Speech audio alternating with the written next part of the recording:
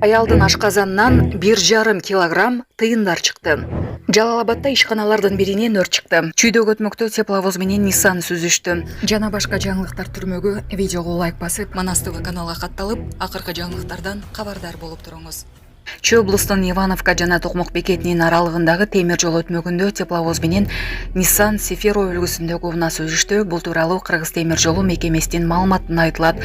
Ага ылайык кырсык бүгүн 26 ноябрда саат 16:18 катталган. Кырсыктан каза болгондор жана жабыркагандар жок. Окуя териштирилүүдө деп айтылат анда. Ноокатта органикалык жер семирткич чыгарган завод курулууда. Техника Кытайдан алып келинди. Ош облусунун Ноокат районунун органикалык айыл чарба жер семирткичтерин чыгара турган завод курулуп жатат. Суу ресурстары айыл чарба жана кайра иштетүү министрлиги тарабынан заводду куруу үчүн керектелген 15 миллион долларлык жабдыктар Кытайдан алып келингенин министрликтен кабарлашты. Кулатов айыл аймагындагы органикалык айыл чарба жер семирткичтерин чыгаруучу заводдун курулушунун биринчи этабы 2025 жылы аяктап ишке берилет. Долбоордун жалпы наркы 260 миллион долларды түзөт. Ал органикалык жер семирткичтер технопарк долбоорунун бир бөлүгү болуп, курулуш 4 этапты камтыйт. Заводдун биринчи этабы жыл сайын 100 000 тонна органикалык жер семирткичтерди өндүрүүгө, жаңы жумуш орундарын түзүүгө багытталат. Жер семирткичтерди өндүрүүдөн тышкары долбоордун алкагында айыл чарба техникаларын жыйноочу завод курулат. Бардык этаптар аяктагандан кийин ишкана жылына 500 000 тоннага чейин жер семирткичтерди чыгарылат жана 1000-ден 2000ге чейин жумуш орундарын түзөт. Жогоруда айтылган заводду куруу боюнча келишимге 2023 жылдын май айында президент Садыр Жапаров менен Кытайдын төрагасы Си Цзиньпин Сиан шаарында кол койгон.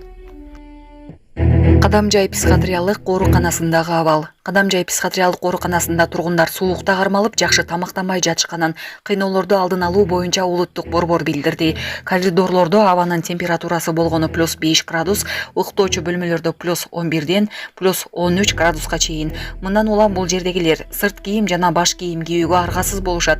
Уктоочу бөлмөлөрдөгү матрацтар антисанитардык абалда. Электр менен жабдуу системасындагы кемчиликтер да аныкталган.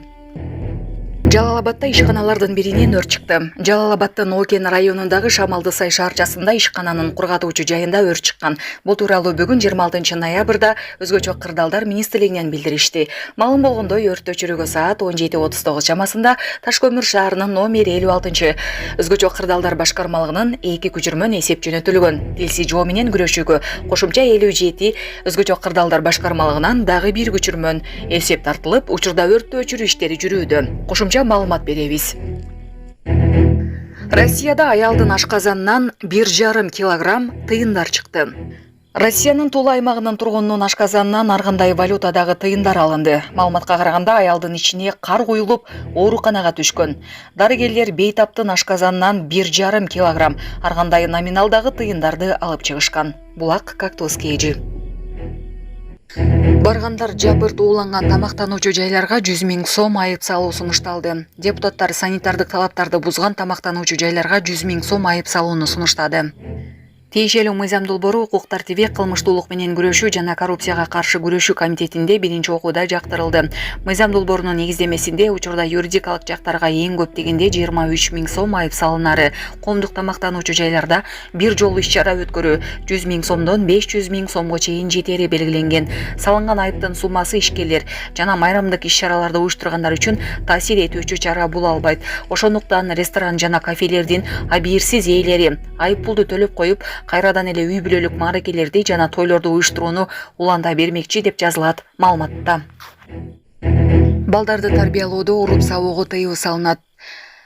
Жакында мамлекет балдарды уруп сабоого тыюу салат. Кыргызстан балдарды кандай гана шартта болбосун уруп жазалоонун бардык түрлөрүн жок кылуу боюнча милдеттенме алган 8 өлкөнүн бири болду. Жакында бул боюнча мыйзамдарга өзгөртүү киргизилиши күтүлүүдө. Уруп согуу, чымчып коюу же жулкулдатуу баланын акыл эсинен өнүкпөй калуусуна алып келерин адистер айтып келет. Көп токмок жеген балдар коркок болуп өсүп, келечегине терс таасир берет. Булак Азаттык.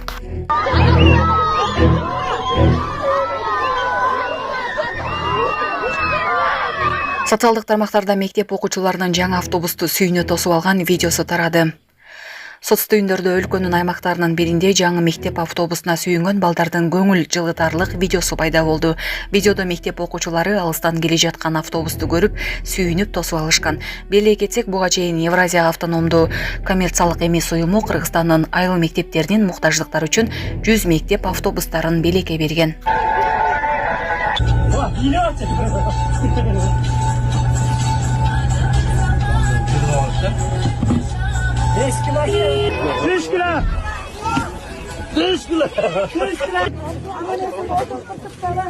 Baldarga jaksa dumşalsın, elge dumşalsın.